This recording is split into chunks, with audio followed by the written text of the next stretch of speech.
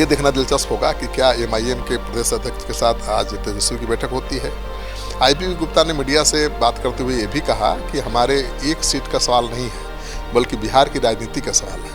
उन्होंने कहा कि नीतीश कुमार के राज्यसभा जाने के बाद हम लोग बिहार के लोगों के साथ खड़े हैं। उन्होंने कहा कि नीतीश कुमार और लालू जी का युग खत्म हुआ है और हमारे पास तेजस्वी यादव का चेहरा है। तो अभी तक तो एमआईएम ने कोई हरी झंडी नहीं दी है, लेकिन आईपी गुप्ता महागठबंधन के साथ मजबूती से खड़ा होने का संकेत दे रहे हैं। तो बीएसपी क्या करेगी, चाहे बीएसपी के विधायक क्या करेगा, ये कोई नहीं जानता है। एमआईएम के विधायक क्या करेंगे, ये भी कोई नहीं जानता है। अगर एमआईएम के चीफ कोई फैसला ले भी लेंगे और उस फैसले के आलोक में उनके विधायक जाकर वोट भी कर देंगे, इस बात की कोई गारंटी नहीं है। राज्यसभा चुनाव में तेजस्वी यादव के प्लान पर ओवैसी फेर सकते हैं पानी। नमस्कार, आप देख रहे हैं सिटी पोस्ट लाइव। मैं हूं सृष्टि राज। राज्यसभा चुनाव 2026 में तेजस्वी यादव की अग्नि परीक्षा होने जा रही है।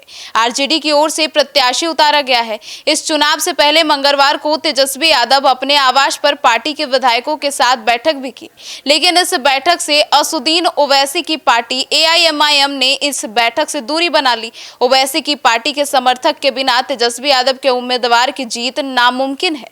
अब आइए विस्तार में जानते हैं कि आखिर तेजस्वी यादव ने एआईएमआईएम को बैठक में बुलाया था, लेकिन सफलता क्यों नहीं मिली। इसके बारे में चीफ एडिटर श्रीकांत पतेव सर क्या हुआ। देखिए, तेजस्वी यादव ने महागठबंधन के विधायकों की बैठक बुलाई थी जी। तो एमआईएम को भी न्योता गया था, बीएसपी को भी न्योता गया था, लेकिन इस बैठक में एमआईएम के कोई विधायक नहीं शामिल हुए। और एमआईएम के प्रदेश अध्यक्ष अख्तरुल इमान ने कहा है कि उन्हें इसकी कोई खबर नहीं थी, कोई जानकारी नहीं थी। तेजस्वी यादव की पारिवारिक बैठक है। एक सवाल पर उन्होंने कहा कि तेजस्वी यादव से पूछिए कि उनको हमारी ज़रूरत है क्या। हाँ, उनको ज़रूरत पड़ेगी, उसके बाद हम लोग फैसला करेंगे। अख्तरुल इमान ने कहा कि राज्यसभा चुनाव के लिए 6 उम्मीदवार हैं, तो चुनाव होगा। तेजस्वी यादव की इच्छा थी कि हम लोग समर्थन करें और हम लोगों की है कि वो हमारा करें। हमने तेजस्वी यादव से कहा था कि उच्च सदन में हम लोगों का कोई नहीं है। इस पर तेजस्वी यादव ने कहा था कि हम दिल्ली से आकर बात करेंगे। वे दिल्ली से आए, मीटिंग भी बुला ली, लेकिन अब तक उनसे बात नहीं की है। तो अब एमआईएम के रुख से तो नहीं लगता है कि वो बड़ा आसानी से उनका समर्थन तेजस्वी को मिलेगा, क्योंकि एमआईएम तो राज्यसभा की सीट पर भी दावा कर रहा है। हालांकि अब तो दावेदारी का समय खत्म हो गया, लेकिन विधान परिषद की एक सीट मांग रहा है एमआईएम, और वो देने के लिए तेजस्वी यादव अभी तैयार नहीं हुए हैं। तो पेच फंसा हुआ अभी सर। तो एआईएमआईएम के बिना तो अब राजद की जीत नामुमकिन है। देखिए, ओवैसी के विधायकों के समर्थन के बिना तो कुछ नहीं हो सकता है, और उनके विधायक क्या करेंगे कोई नहीं जानता। कल मौसम कैसा होगा, उसके अनुसार वो क्या फैसला लेंगे, ये तो कहना बड़ा मुश्किल है। एक राज्यसभा सीट जीतने के लिए बिहार से लगभग एक प्रत्याशी को 41 वोटों की दरकार है। महागठबंधन के सारे दलों को मिलाकर सिर्फ 35 विधायक ही हो रहे हैं। ऐसे में एमआईएम के सहयोग के बिना जीत असंभव है। एमआईएम के सहयोग के अलावा भी उनको चाहिए सहयोग बीएसपी विधायक का, तब आंकड़ा पूरा होगा। तो बीएसपी वाला विधायक क्या करे कोई नहीं जानता। एमआईएम के विधायक क्या करेंगे पता नहीं चल रहा है। प्रदेश अध्यक्ष तो कुछ और ही कर रहे हैं, और उनकी बात पर भरोसा किया जाए तो एमआईएम ने अभी तो कोई फैसला ही नहीं लिया।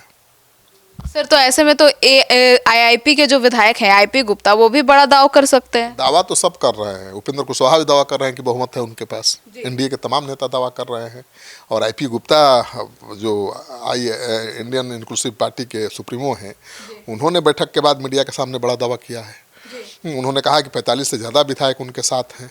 41 का समर्थन चाहिए, 45 का समर्थन का दावा कर रहे हैं।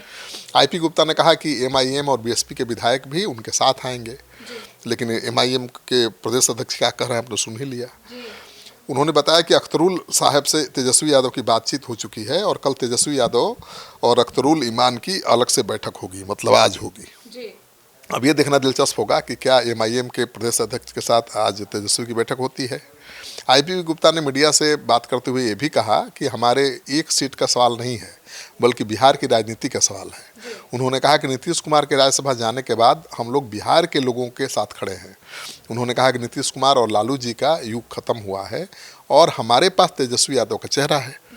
तो अभी तक तो एमआईएम ने कोई हरी झंडी नहीं दी है, लेकिन आईपी गुप्ता महागठबंधन के साथ मजबूती से खड़ा होने का संकेत दे रहे हैं।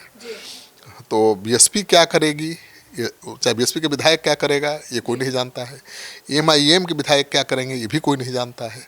अगर एमआईएम के चीफ कोई फैसला ले भी लेंगे और उस फैसले के आलोक में उनके विधायक जाकर वोट भी कर देंगे, इस बात की कोई गारंटी नहीं है। देखिए क्या होता है। तो सुना आपने, तो अब देखना होगा कि आगे क्या होता है। अब आपकी क्या राय है कमेंट सेक्शन में जरूर बताइएगा। धन्यवाद।